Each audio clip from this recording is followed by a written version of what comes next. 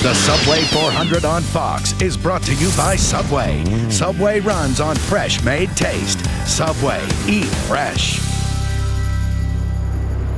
Ricky Craven now leads Ward Burton by 1.4 seconds. Jeff Green has dropped to third. And Darrell, this looks like a very difficult part of the race for a driver when some of the drivers running in the back suddenly have fresh tires and they're rocketing past the leaders who are trying to stretch their tire mileage. There's a huge speed disparity here. Oh, there is, and I tell you, when the spotter's trying to help you and you're looking in the mirror and you want to get out of the guy's way, you'll try to get out of his way, and sometimes it ends up in disaster because he's going so much faster than you are that if you make any kind of, that's why we tell guys, oh, hold your line. Whatever line you're running, hold that line. That leader or that faster car will get by you. And what's going on here, the guys that already have went a lap down, you know, Buckshot Jones, Rick Mast, Mike Skinner, a lot of these guys, Kevin Harvick in particular, what they're doing, they're pitting early, hoping that it will cycle through the green flag stops. Everybody will pit, and then they'll be ahead of the leader, get their lap back because of the fresher tires, and they'll get a caution, make their lap up. None of the leaders have yet pitted. Here's Elliott Sadler for the Wood Brothers on pit road. But let's get an update on the leaders' pit strategy. Steve? Mike, as I said earlier, crew chief Mike Beam knows that those tires drop off after 63 laps.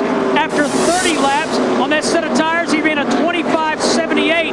After 63 laps, his breaking point, he ran a 26.46. Now, when they do come in, they're talking about making a track bar adjustment. To Matt Yoder. Has faded to 6. He's complaining like several drivers down in my end of the pit area that his car is tight in the center of the corner. He and crew chief Newmore are talking about what changes to make. Right now they're looking at air pressure changes today. Well, there's a lot of activity here in Jeff Gordon's pit. He has passed nearly 20 cars since the drop of the green flag this afternoon. And the word that we keep hearing in his conversations with crew chief Robbie Loomis, tires, tires, tires. That's what they're looking for. And what I'm going to do, I'm going to pick a car that's already pitted. I'm going to pick Jeff Burton. He's out there. He's been out there 3 or 4 laps.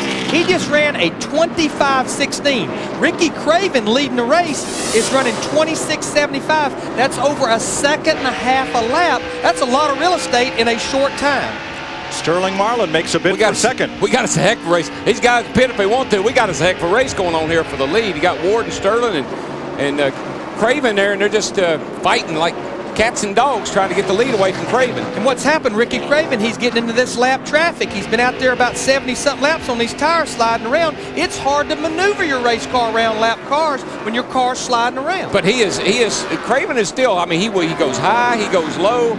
He's still got the best car, but these guys, Ward Burton is after him, boys. And this is when you drive that race car as much with that throttle pedal as you do that steering wheel. Now, who could be the spoiler right there? Todd Bodine. He's flying up through that pack because he has fresh tires. There's Todd. He has already made his stop in that 66. And he's going to go right under Ward because he's got more grip. And that spotter, that crew chief, they said, there's your leader, get by and let's get one of those laps back right now here under green. Yeah, you pit early, then what you try to do is cut your losses. You get back out there and try to get back to the head of the leader if you possibly can. Those fresh tires, they make you look like Superman. Here's the first of the top 20 to pit, John Andretti, coming onto pit road. Look at that. Look at the difference in the speed. And where the real speed difference is down in the center of the corner, the low speed, because you're able to pick up the throttle so much sooner and stay in that throttle off the corner. Here comes Gordon on pit road finally. 14th place. He climbed from 33rd to 14th. Let's go to Jeff's pit.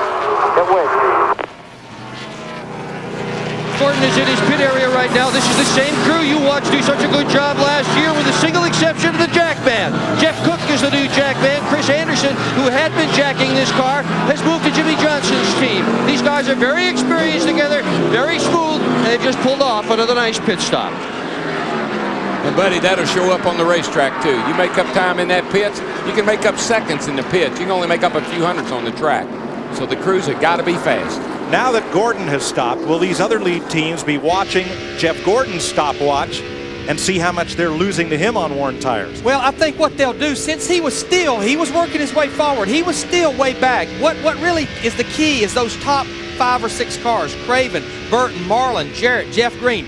They're the ones everybody's watching. When one of those cars come to pit road, the rest of them will start to follow. You don't get that worried about someone that's back in the field a little bit.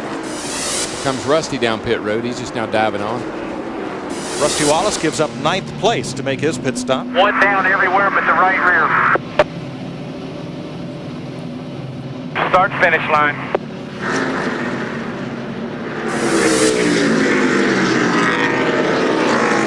That's pit. Right here, right here. And crew chief Billy Wilbur goes to work on the right front. They reminded Rusty about the RPM, the pit road speed. He actually writes it on the tachometer with a Sharpie inside the race car. They're going to adjust this car with air pressure. Rusty, like a number of drivers, was still very tight in the center of the corner as the Blue Deuce pulls away. Okay, what they did right there, you heard Billy Wilbur tell Rusty, we're going to go 1 pound down of air all the way around except the right rear. Why? Because he's tight. More air pressure in the right rear will help the car to turn. Jeannie Zalaska. The 30 car of Jeff Green a little too tight on the corner. We heard that several laps ago. So the air pressure adjustments in the tires. He is getting 4 of them. Jeff Green, of course, this is a new team. He says this crew has been together a while in the Busch Series. This is a new experience now in the Cup. Robbie Gordon's in, as is Dave Blaney, the yellow car. And there's Gordon's crew. No relation to Jeff Gordon. Oh yeah, they're kin. We have to point that out once a season. They're kin. No, they got to be as close as they get. They're really close. They get really close to each other all the time. Guys, I'm so glad Dick Bergman talked about it at the beginning. All these guys on the crew across the wall, even the NASCAR official wearing that safety helmet. After the situation with Robert Yates Racing at Homestead, NASCAR immediately reacted, put everybody on pit road in safety helmets. Matt Kenseth's crew at the ready. Ken Schrader is on pit road. So's Michael Waltrip, who's 2 laps down. Now watch as Schrader goes around. He's pitting on the curve, where it's a little tougher to find your pit stall around that curve, but he's got it. Matt's there. And Big Tim Goat pumps on that jack to raise up the right side of Kenny Schrader's car. They made an air pressure adjustment in the right front. He was very tight in the center of the corner as Goat comes around to the left side. The luck's on. Kenny Schrader trying to end a long winless streak. 340 starts since he won at Dover. Tim Goat, the jackman on that car, former NFL lineman, says nothing gave him the adrenaline push of football till he picked up one of these jacks, got out on pit road. Hey Larry, Mike, these guys wearing these helmets reminds me of me and Hammond. One time we were running so bad we came down pit road, they all had bags over their heads. Tony Stewart in the 20 car, he comes to pit road to the attention of Greg Cipodelli and that crew. Stewart was 7th. Matt Kenseth, who was 6th, is also in.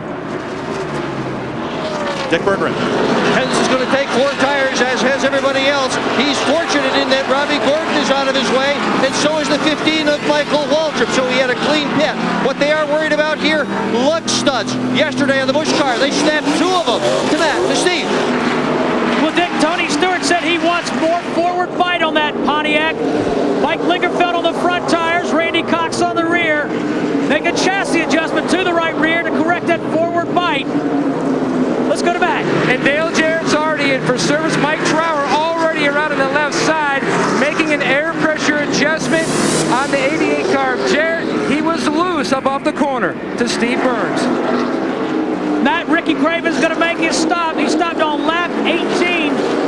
They're talking about making a track bar adjustment on that 32. That's what Mike Beam wants to do.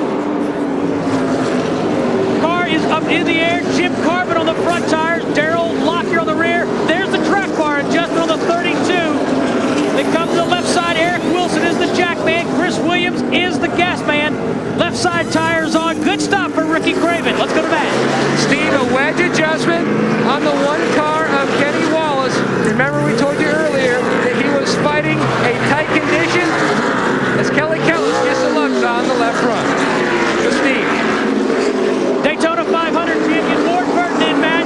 Right side tires are on. Now they go to the left side. Haven't seen any chassis adjustment to that number 22 Dodge. 4 tires on and Ward back on the racetrack. The last lap by, Ward Burton in turn 2 almost went to Hamlin. Oh no, he came to the pits that time. He's going to wear, I believe he'll wear the right side sidewalls out on his tires before he wears the tread off of them. Here's Bobby Labonte getting 4 tires and fuel. You know, last year here, Craven had a great car, and he never, his pit crew was not up to speed last year, and tell you, that wasn't all that an impressive stop. I didn't think 17 seconds, Larry. Sterling Marlin in the 40 car, he gets his 4 tires, as well as Ricky Rudd in the 28 car. He came to pit road. And Marlin has now led the race. And that's 5 points. 1 lap is 5 points. Ricky Rudd's crew.